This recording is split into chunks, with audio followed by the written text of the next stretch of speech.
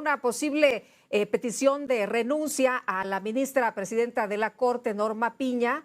Pues la Corte confirmó que Piña sigue en su cargo como ministra presidenta de este máximo tribunal. Y saludo, como siempre, con mucho gusto a Jorge Aljobín, analista constitucional. ¿Cómo estás, Jorge? Qué gusto. Buenas tardes. Muy buenas tardes, mi querida Lupita. Oye, pues, ¿cómo ves esta situación que se está viviendo? Esta discusión primero por el tema de la reforma al Poder Judicial y también esto que ocurre al interior de la Suprema Corte. Se habló de que hubo una reunión en la que no se pidió expresamente la renuncia de la ministra Piña, sin embargo, sí se analizó, que fue el término que se utilizó sobre este tema o esta posibilidad. ¿Tú cómo lo ves?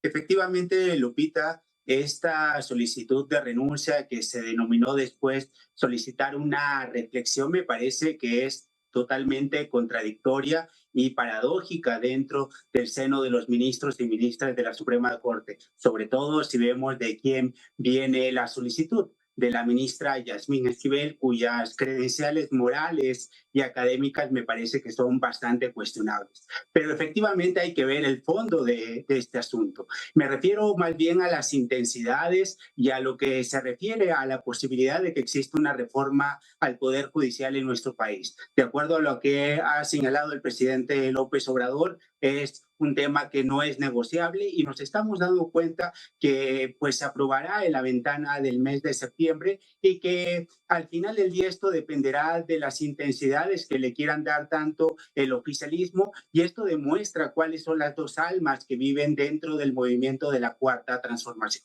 Por un lado, el aplomo, la moderación que se ha tenido para poder elegir a los integrantes del gabinete, pero por otro lado, la radicalización y la sed de venganza al momento de llevar a cabo esta reforma al Poder Judicial. Por lo tanto, me parece que esto en nada abona al clima para un diálogo verdadero hacia una reforma judicial que deje contentos a todos los actores políticos, sino más bien me parece que es una situación que tensa y que eleva los ánimos de cara a la próxima reforma judicial. Y efectivamente, como se comentaba en el bloque anterior, me parece que también la intervención por parte del juez Rodrigo de la Pesa tampoco contribuye a esto, y efectivamente, como él señalaba, no entiende de política, y al haber hecho este tipo de intervención da un argumento más para que se le ponga el último clavo en ese ataúd que se denomina Poder Judicial, y en específico a la Suprema Corte de Justicia de la Nación,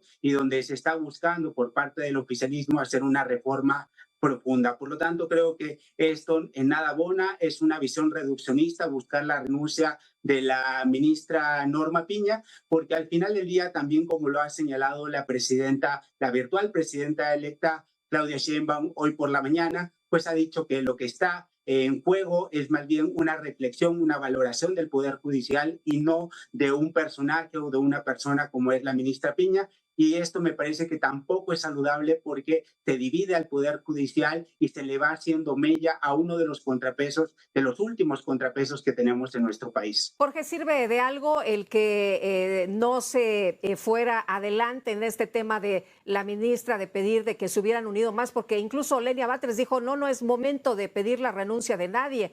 Y los demás ministros dijeron, bueno, pues vamos cerrando filas. ¿Sirve de algo esta demostración de unidad en la Suprema Corte a estas alturas?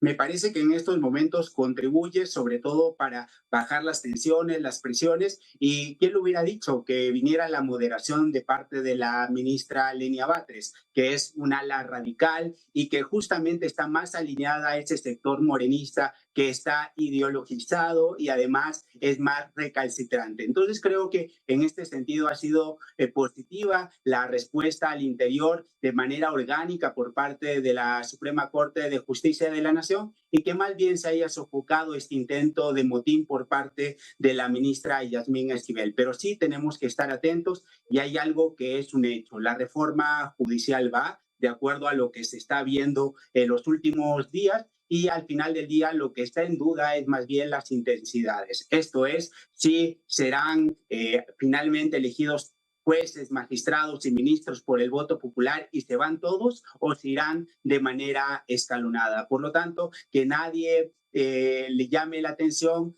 guerra avisada no mata gente, y finalmente lo que vamos a tener es una reforma judicial en el mes de septiembre, y esperemos que exista diálogo, consenso, pero lamentablemente me parece que se impondrá la voz de la mayoría sobre las minorías.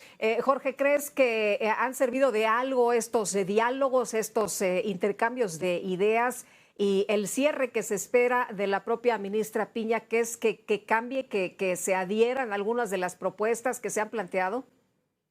No, estos diálogos no han servido, más bien estos diálogos son una confirmación de la voluntad presidencial, donde estamos viendo a un poder legislativo que más bien es una comparsa, más bien es un método de confirmación de las ideas del Poder Ejecutivo Federal, y con lo cual se confirma la tesis de hace muchos años cuando había un partido único. Esto es, estas facultades metaconstitucionales, cuando se levantaba el teléfono rojo en aquella época de Los Pinos, hoy de Palacio Nacional, donde se le pide justamente a los legisladores que cumplan con un supuesto mandato del pasado 2 de junio, que es justamente el Plan C, y esto cristalizado con la elección de ministros, jueces y magistrados, para posteriormente dar paso a una serie de reformas estructurales que serán seguidas por la reforma electoral y posteriormente por la Guardia Nacional, y así con un sinnúmero de temas. Por lo tanto, me parece que es una confirmación,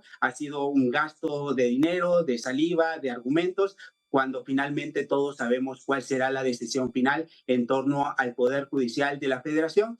Y creo que en este punto, pues simplemente habrá que pedir un poco más de moderación, un poco más de diálogo, pero me parece que será simplemente un llamado a misa, porque la decisión ya está tomada, con dos claras tonos y moderaciones. Por un lado, pues un tono mucho más radicalizado del actual presidente López Obrador, y un tono mucho más moderado y aplacado por parte de la futura presidenta Claudia Sheinbaum. Veremos qué posición se impone dentro de esta reforma judicial, y eso será interesante también en los próximos días para ver si realmente hay una continuidad, un cambio dentro de este movimiento de la Cuarta Transformación. Jorge, agradezco mucho que hayas platicado con nosotros esta tarde.